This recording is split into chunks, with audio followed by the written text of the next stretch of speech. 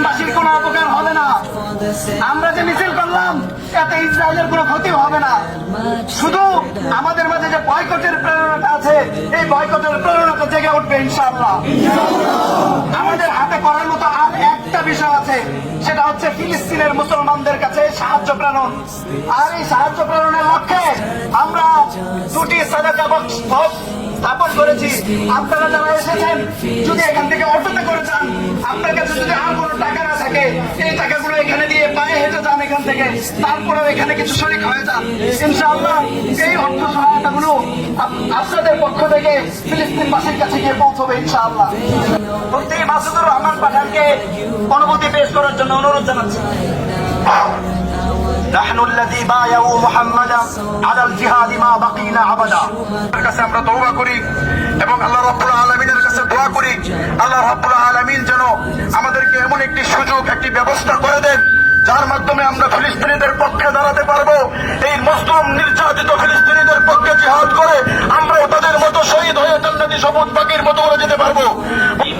أم حسبتم أن تتركوا ولما يأتكم مثل الذين خلوا من قبلكم مستهم البأساء والضراء وزلزلوا حتى يقول الرسول والذين آمنوا معه متى نصر الله ألا إن نصر الله قريب। সম্মানিত উপস্থিতি, আমরা অনেকেই এভাবে ভাবছি যে ফিলিস্তিনের মানুষদেরকে ইসরায়েলরা যেভাবে শহীদ করে দিচ্ছে, মাথা ছিন্ন ভিন্ন হয়ে আকাশে উঠছে মানুষের লাশ, এরপরেও কেন আল্লাহর সাহায্য আসছে না? আল্লাহ তো আমাদেরকে জানিয়ে দিয়েছেন। আমাদের অনেকের ঈমান চলে যাচ্ছে, আমরা অনেকেই ভাবছি যে আল্লাহর সাহায্য কেন আসছে না, অথচ আল্লাহ আমাদেরকে জানিয়ে দিয়েছেন। আল্লাহ শুধু আমরা যদি এটুকুই বলি যে আমরা ঈমান এনেছি আর আল্লাহ আমাদের পরীক্ষা করবেন না। এমনও হয়েছে যে রাসূল করিম সাল্লাল্লাহু আলাইহি ওয়াসাল্লাম এবং আম্বিয়া আলাইহিস সালামের উপরও এমন বড় বড় হামলা হয়েছে, যখন নবী রাসূলগণও বলেছেন যে আল্লাহর সাহায্য কখন আসবে। সেজন্য আমাদের ঈমানের বলে বলিয়ান হতে হবে এবং আমাদের সবাইকেই মানসিকভাবে প্রস্তুত থাকতে হবে, শারীরিকভাবে আমাদেরকে প্রস্তুতি নিতে হবে। আমরা যেন এই কাফেরদের বিরুদ্ধে, যারা মুসলমানদেরকে নানানভাবে নির্যাতন করছে, নিষ্পেষণ করছে, যারা মুসলমানদেরকে নিশ্চিহ্ন করে দেওয়ার পায়তারা করছে, তাদের মোকাবেলায় যেন আমরা বুক টান করে দাঁড়াতে পারি।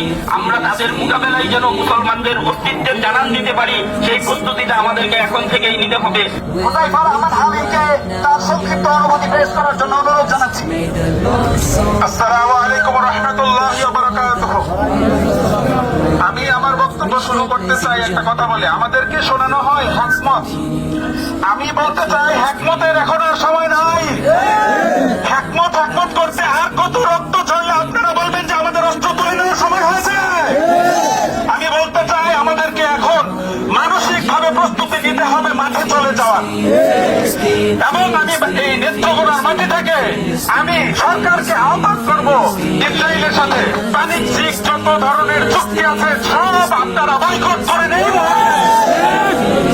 এবং আমি আপনাদের কাছে এই বার্তা পৌঁছাতে চাই, নেত্রকোনার মানুষ ইসরায়েলি পণ্য যেভাবে বয়কট করেছে, সারা বাংলাদেশের মানুষ এভাবে ইসরায়েলি পণ্য বয়কট করছে। ভাই খোলেন না ভাই এনেই চলবো ভাই, এনেই দেন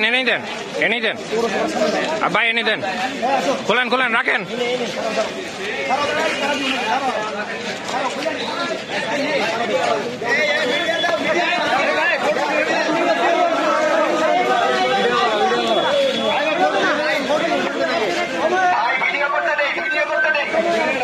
ভাই একটু পিছাও ভাই, পিছাও একটু।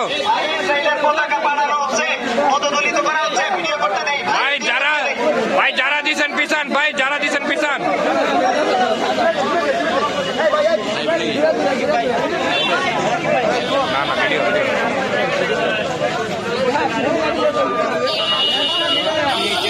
আর আমরা লাইছি মানে হয় না ইচ্ছে করে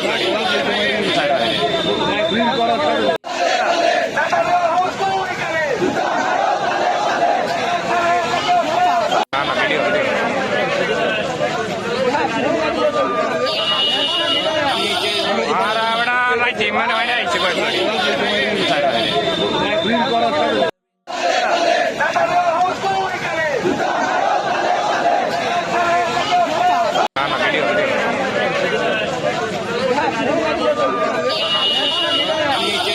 আর আমরা লাইছি মানে হয় না ইচ্ছে করে